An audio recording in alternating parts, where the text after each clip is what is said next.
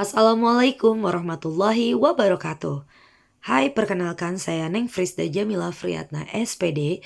Saat ini saya adalah mahasiswa PPG dalam jabatan Kementerian Agama tahun 2022, kategori 1 Biologi pada LPTK Universitas Muhammadiyah Malang. Pada video kali ini saya ingin berbagi best practice yang merupakan refleksi dari hasil PPL 1 dan PPL 2. Saya mengusung tema penerapan model pembelajaran PBL dan PJBL pada pelajaran biologi. Penyusunan cerita best practice ini menggunakan metode STAR, yaitu yang didasarkan pada situasi, tantangan, aksi, refleksi hasil dan dampak terkait pengalaman mengatasi permasalahan siswa dalam pembelajaran yang sudah saya perlihatkan pada video PPL 1 dan PPL 2 yang bisa kalian akses pada video channel YouTube ini. Situasi. Kondisi yang melatar belakangi penulisan best practice ini adalah sekolah tempat saya mengajar, yaitu MAN 2 Bogor yang memiliki jumlah siswa 36 per kelas. Sekolah dimulai dari 6.45 hingga 15.30 atau 16.00. Jam sekolah yang panjang dengan 21 mata pelajaran menyebabkan minat dan motivasi belajar siswa menjadi rendah sehingga berpengaruh pada hasil belajar siswa. Perpindahan dari pembelajaran daring ke luring juga menyebabkan daya literasi siswa menjadi rendah. Hal ini dikarenakan siswa seperti terlena dengan gawai yang dimanfaatkan untuk hal-hal di luar belajar, terutama digunakan untuk bermain games dan media sosial. Mengapa praktik ini penting untuk dibagikan? Pembelajaran masa kini menitik beratkan pada kompetensi abad 21, di mana siswa diharapkan dapat memiliki 4 kompetensi dasar yang dikenal dengan istilah 4C. Siswa diharapkan mampu berpikir kritis terhadap permasalahan kontekstual yang berkaitan dengan materi pelajaran, dapat melakukan tanya jawab dengan aktif, memiliki rasa keingintahuan yang tinggi terhadap materi yang dipelajari. Siswa diharapkan dapat berkreasi dalam pembelajaran, dapat menggunakan dan memanfaatkan gawai untuk hal-hal positif terutama dalam pembelajaran, seperti membuat media, membuat produk-produk pembelajaran sesuai materi, dapat berkreasi dalam literasi, dapat berkreasi dalam seni, dan lainnya.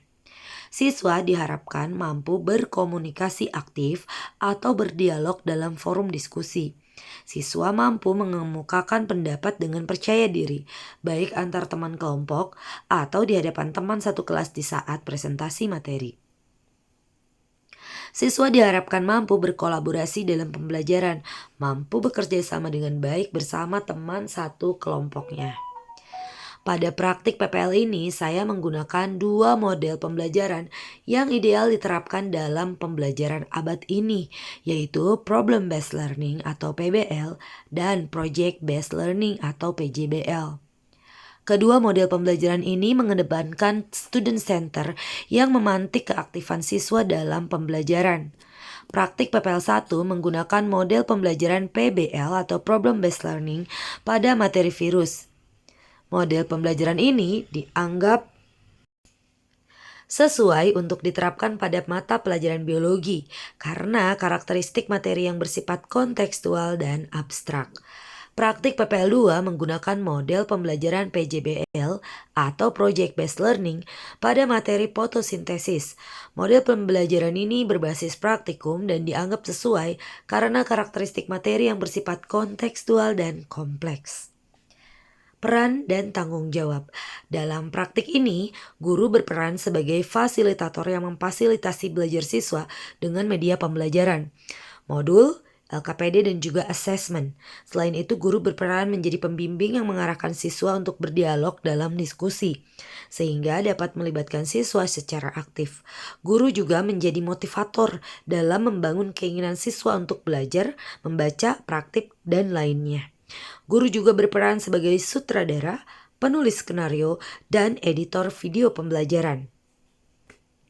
Pada PPL Aksi 1, ada beberapa tantangan yang saya hadapi. Pertama, saya kesulitan menemukan waktu untuk bisa melakukan briefing dengan kameramen. Kedua, pada saat pembelajaran, kedatangan Bapak Camat yang memantau kegiatan PPL dan ikut dalam aktivitas siswa dalam diskusi, sehingga proses konstruktivisme dalam diskusi beberapa kelompok siswa berubah dari student center menjadi teacher center. Ketiga, saya tidak memetakan subtema yang harus dipresentasikan oleh masing-masing kelompok. Pada PPL 2, tantangannya. PPL 2 dilaksanakan sehari setelah saya menjalani refreshment FASDA. Jadi saya sama sekali tidak memiliki waktu dalam mempersiapkan bahan dan alat praktikum. Saya tidak sempat menyiapkan storyboard untuk kameramen dan saya belum menyiapkan laboratorium sebagai tempat belajar PPL 2. Sampai jam 1 siang menjelang perekaman video PPL 2. Ini menyebabkan pembelajaran menjadi mundur menjadi jam 2.30. Ada kendala saat menyalakan Zoom untuk sit on dosen dan guru pamong, sehingga saya harus menggunakan Zoom reguler yang memiliki kapasitas hanya 40 menit saja, sehingga menyulitkan teman-teman mahasiswa dan guru pamong yang akan sit on. Cuaca saat itu juga sedang tidak bagus, terlalu berangin, jadi daun-daun yang telah dipetik dan dilapisi aluminium foil yang dijemur untuk praktikum berterbangan.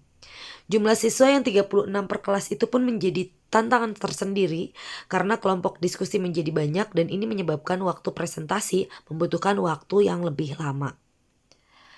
Orang-orang yang terlibat dalam pembuatan video PPL 1 dan 2 adalah guru bahasa Indonesia Bapak M. Kusairi SPD, dan juga Ridwan yang menjadi kameramen dan editor, Bapak Wakil Kesiswaan Bapak Hendra SPD, guru sejarah Ibu Siti Almaisaror SPD, dan guru SKI Ibu Kumala SPD yang menjadi observer, dan siswa-siswi MAN 2 Bogor kelas 10 MIA 1 dan juga 12 MIA 4. Aksi.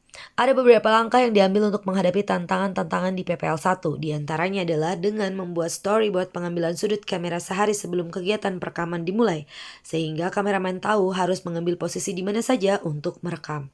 Selain menyiapkan LKPD dalam bentuk printable, saya menyiapkan LKPD dalam bentuk digital, yaitu melalui aplikasi Live Worksheet untuk mengatasi atau mengantisipasi bila di hari perekaman saya masih belum bisa mencetak LKPD. Sementara untuk kedatangan Bapak Camat yang tidak diprediksi akan menginterupsi kegiatan perekaman, beruntungnya selama diskusi saya menggunakan handphone anak-anak dan juga handphone pribadi untuk merekam di beberapa kelompok, sehingga kegiatan diskusi masih bisa dimunculkan dalam video hasil rekaman. Yang berikutnya, saya membuat solusi dengan memetakan subtema berdasarkan kelompok yang maju terlebih dahulu, sehingga masalah langsung teratasi. Langkah yang saya ambil untuk mengatasi kendala-kendala yang terjadi selama PPL 2 adalah dengan melakukan briefing dadakan dengan siswa yang akhirnya saya pilih di pertemuan sebelumnya. Mengadakan briefing dadakan juga dengan kameramen dengan memberikan print sintak pembelajaran supaya kameramen memahami alur pembelajaran yang akan saya lakukan di PPL 2. Melakukan ice breaking untuk membangun semangat belajar siswa karena pembelajaran dilakukan melewati jam pelajaran sekolah. Menggunakan Zoom reguler ketika Zoom berbayar tidak bisa digunakan, dan untuk mengatasi tidak ada observer lain selain guru ataupun selain kameramen, maka saya menggunakan beberapa HP untuk merekam di beberapa sisi. Sumber daya yang digunakan dalam pelaksanaan strategi ini adalah menyiapkan fokus, pen tablet, HP, kamera, dan kuota internet.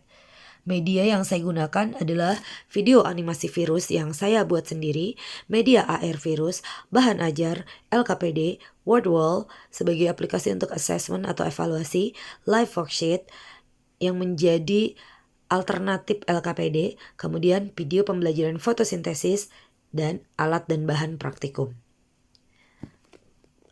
Model pembelajaran PBL pada PPL 1 memberikan dampak positif bagi siswa. Di antaranya, dengan adanya diskusi dalam pembelajaran terjadi dialog antara siswa dalam kelompok. Siswa juga jadi membaca materi atau melakukan literasi, mengkonstruk materi secara mandiri sehingga dapat berbagi informasi dalam kelompok. Hal ini dapat terlihat dari refleksi dalam pembelajaran, di mana beberapa siswa mengatakan bagian diskusi adalah bagian paling menyenangkan dan seru. Hal ini dapat kalian lihat pada video PPL 1 di bagian refleksi pembelajaran. Kompetensi komunikasi pun terlihat dari bagaimana siswa mempresentasikan hasil diskusi mereka dan menjawab pertanyaan dari kelompok lain. Dengan melihat video animasi yang dibuat oleh guru, memotivasi siswa untuk membuat karya sendiri. Dalam hal ini terlihat dari bagaimana mereka berlomba-lomba membuat presentasi dalam Canva dengan tampilan yang lebih bagus dari kelompok-kelompok lainnya. Sintak pada PBL juga dapat diikuti oleh siswa dengan baik. Pembelajaran dengan PBL dapat saya katakan berhasil atau efektif pada bab ini dan pada kelas ini. Observer yang ada di dalam kelas tertarik untuk mempelajari dan menerapkan model pembelajaran PBL di kelasnya. Guru tersebut langsung meminta berdiskusi tentang bagaimana sintak-sintak PBL dapat diterapkan untuk materi pada pelajarannya. Refleksi untuk PPL 2.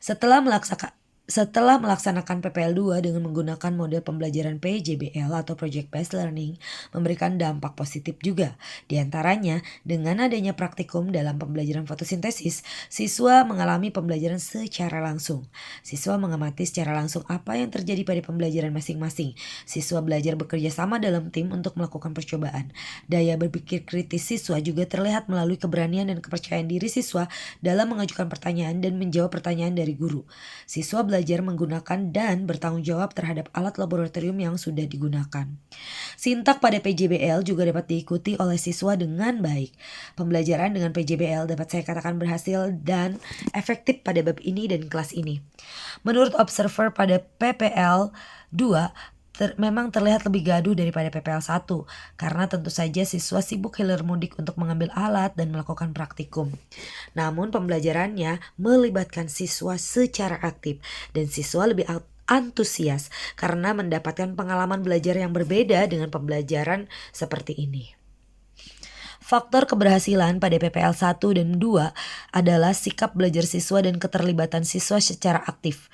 Juga antusiasme mereka selama pembelajaran. Media yang digunakan dalam pembelajaran juga model pembelajaran yang digunakan yaitu problem based learning dan project based learning. Pembelajaran dari keseluruhan PPL 1 dan 2. Perlunya guru meluangkan waktu untuk membuat storyboard atau skenario pembelajaran agar alur pembelajaran menjadi terarah. Guru harus menentukan subtema untuk diskusi agar presentasi lebih terarah dan tidak memakan waktu lama. Guru harus kreatif dan inovatif dalam pembelajaran supaya kegiatan pembelajaran menjadi menyenangkan dan bermakna bagi siswa. Guru harus memiliki jiwa penyabar, tenang, ceria, dan kreatif sehingga selalu siap mengajar di jenjang manapun, kelas manapun dengan karakter apapun atau materi apapun. Guru harus meluangkan waktu untuk melakukan persiapan dalam pembelajaran. Dan yang terakhir, penerapan model pembelajaran PBL dan PJBL dalam pembelajaran biologi memberikan pengaruh yang positif pada siswa. Itulah best practice yang sudah saya buat mengenai penerapan pembelajaran PBL dan PJBL pada pelajaran biologi. Terima kasih sudah menonton video ini. Wassalamualaikum warahmatullahi wabarakatuh.